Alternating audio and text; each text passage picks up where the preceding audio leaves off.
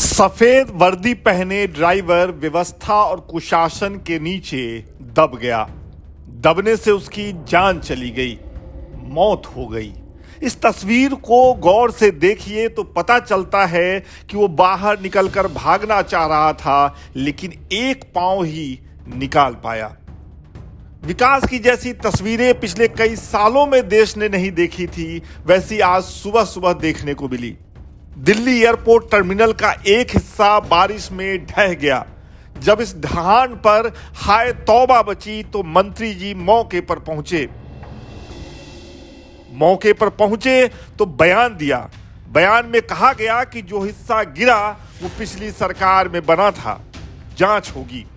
मोदी सरकार के मंत्री ने जब पिछली सरकार को ड्राइवर की मौत का जिम्मेदार ठहराया तो कांग्रेस के नेताओं ने सोशल मीडिया पर मौजूदा केंद्र सरकार को घेरा।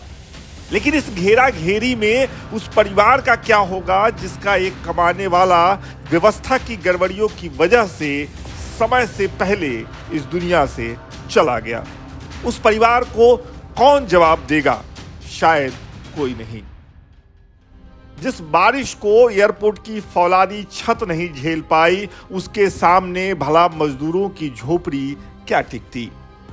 कुछ मजदूर थे जो बसाने आए थे शहर, दो रोटी के जुगाड़ में अपना घर बार छोड़कर। जिस बनती बिल्डिंग में मजदूरी करते थे उसी के बगल में झोपड़ी डालकर रह रहे थे। बारिश आई, झोपड़ी बह गई। बगल में एक गड्ढा था, 3 मजदूर उस गड्ढे में समा गए। मन में डरावनी आशंकाएं लिए तमाम फायर ब्रिगेड और पुलिस के लोग उन्हीं 3 मजदूरों को तलाश रहे हैं। पूरी दिल्ली डूबी है। क्या एम्स, क्या सफदरजंग, क्या पहाड़गंज, हर तरफ पानी ही पानी। घरों में पानी घुसा है, सड़कें पानी में डूबी हुई हैं। पानी में तैरती कारों की तो सैकड़ों वीडियोज वायरल हैं। कहीं मेट्रो स्टेशन में पानी घुसा हुआ है तो कहीं डीटीसी बसों में।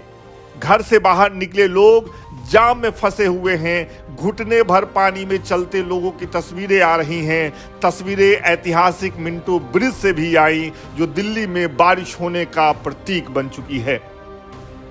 दिल्ली में बारिश होगी तो मिंटो ब्रिज पर गाड़ियां डूबेंगी ही, वो तस्वीरें भी आ गईं। तस्वीरें नई नवेली चमचमाती प्रगति मैदान टनल से भी आई, जिसे आधुनिक दिल्ली में विकास का नमूना बताया गया था। प्रधानमंत्री ने इस टनल का उद्घाटन करते हुए क्या क्या खासियतें नहीं बताई थी। आज हालत यह है कि हल्की सी बारिश होती है तो इस टनल को बंद कर दिया जाता है, क्योंकि इस टनल में पानी भर जाता है। और इस बार भी इस टनल में पानी भर गया। हमारे गांव में जब कोई छोटा मोटा निर्माण होता है तो सबसे पहले यही चर्चा होती है कि पानी की निकासी कहां से होगी। यहाँ इतने बड़े बड़े फ्लाईओवर, बिल्डिंग बन रहे हैं, इतने गाजे बाजे के साथ तैयारियां हो रही हैं, उद्घाटन हो रहे हैं, शिलान्यास हो रहे हैं, लेकिन पानी निकालने का रास्ता कोई नहीं खोज रहा है। पूरी दिल्ली का यही हाल है, हर तरफ पानी ही पानी है। दिल्ली आने वाले हर व्यक्ति का अपना अपना संघर्ष है। अब समाजवादी पार्टी के महासचिव, राज्यसभा सांसद राम गोपाल यादव को ही देख लीजिए। लुटियंस में रहने वाले नेताओं के घर में भी पानी घुस गया है। पानी में इन नेताओं के घर डूब गए हैं। लेकिन संसद का सत्र चल रहा है, जाना है, सो 2 लोगों ने गोद में उठा लिया है और सकुशल उन्हें गाड़ी के भीतर लैंड करा दिया गया है। ये इसलिए जरूरी है ताकि नेताजी के जूते को भीगने से बचाया जा सके। सांसद जी का जूता नहीं भीगना चाहिए, भले ही उनके चक्कर में 2-4 लोग कमर तक भीग जाएं, डूब जाएं। ध्यान रहे, ये वही दिल्ली है जो अभी कुछ ही दिन पहले पानी पानी चिल्लाते चिल्लाते हाहाकार कर रही थी। पानी के टैंकरों के पीछे बाल्टी लेकर दौड़ लगा रही थी। बीजेपी वाले आम आदमी पार्टी को कोस रहे थे और आम आदमी पार्टी वाले बीजेपी को।